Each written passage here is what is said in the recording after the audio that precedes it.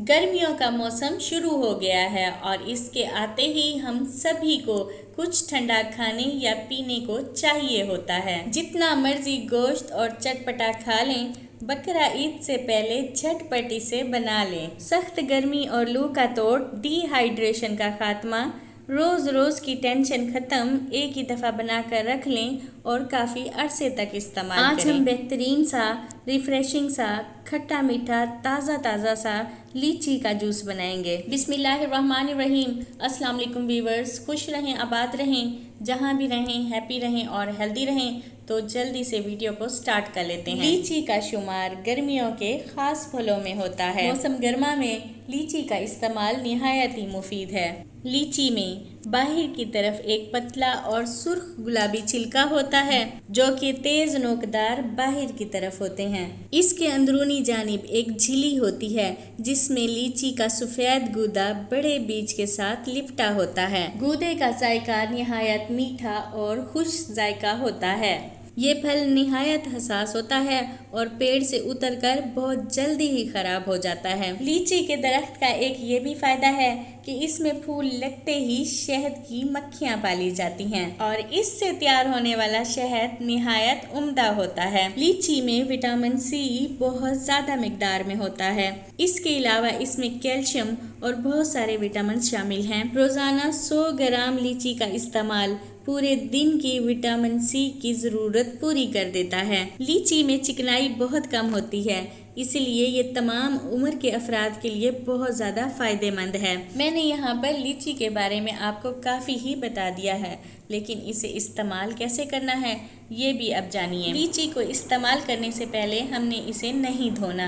हम इसके ऐसे ही छिलके को रिमूव करेंगे और दरमियान वाला हिस्सा थोड़ा सख्त होता है तो हम इसे छुरी से काट लेंगे और इसके अंदर से वाइट वाले हिस्से को निकाल लेंगे और गुठली को अलहदा कर लेंगे। वैसे तो इसे ऐसे ही इस्तेमाल किया जाता है, लेकिन मैं इसे 2-3 बार अच्छी तरह से धो लूँगी।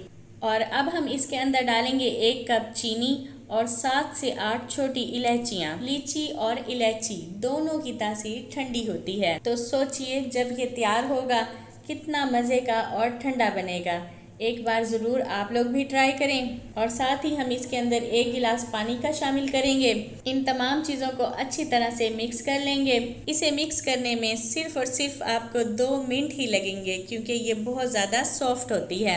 अब इस तमाम लिक्विड को हम पकाएंगे, तो हमने इसे पैन के अंदर डाल दिया है। अगर आप इसे सेव करना चाहते हैं तो इसे पकाना बहुत ज़्यादा ज़रूरी है, और अगर फ्रेश पीना चाहते हैं तो इसी तरह से ही इसे छान लें और इसके अंदर आइस क्यूब मिक्स करें और इसे इंजॉय करें। क्योंकि लीची बहुत कम अरसे के लिए आती है तो हमने इसे कुछ अरसे के लिए सेव भी करना है और इसका फल बहुत जल्दी ख़राब भी हो जाता है, तो इसके लिए बेहतर यही है कि इसे छील कर इसका जूस बनाकर रख लें। बॉयल आते हुए इसके ऊपर साथ साथ झाग बनना शुरू हो गई है, तो हमने छन्नी की मदद से इसके ऊपर से झाग को हटाते जाना है। जब ये पक कर तैयार होगी तो इसका कलर थोड़ा सा चेंज हो जाएगा। ये देखें, ये शरबत तैयार हो चुका है और अब हम फ्लेम को बंद कर देंगे और इसे ठंडा होने के लिए रख देंगे। लीची में कैलोरीज की मिकदार बहुत कम होती है। इसमें फ़ाइबर की मौजूदगी मोटापे से परेशान अफराद के लिए खासी मुफीद है। अब हमने लीची के पानी को अच्छी तरह से छान लेना है और इसके अंदर से जो गूदा निकलेगा इसे हम बाहर निकाल लेंगे और इसी तरीके से हम सारे जूस को छान लेंगे। मार्केट में लीची का जूस आपने बॉटल्स में देखा ही होगा, जिसके अंदर काफ़ी सारा तुख मलंगा डाला होता है, तो हमने भी सेम वैसे ही बनाना है। ये देखें, बेहतरीन सा, रिफ्रेशिंग सा, खट्टा मीठा, ताज़ा ताज़ा सा लीची का जूस तैयार है। पहले हम इसकी बोतल भर के रख लेंगे, बाद में ही हम इसके अंदर आइस क्यूब डालेंगे। लीची का जूस पीने से दिमाग सुकून में रहेगा और दिल भी हल्का हल्का रहेगा। ये पीने में इतना मज़ेदार है कि आपको पीते ही फ़ौरन ठंडा फील होना शुरू हो जाएगा और बाज़ार से तो कई गुना अच्छा तैयार होता है घर में। तो एक बार ज़रूर इस रेसिपी को ट्राई करें। दुआओं में याद रखें। अल्लाह हाफिज़।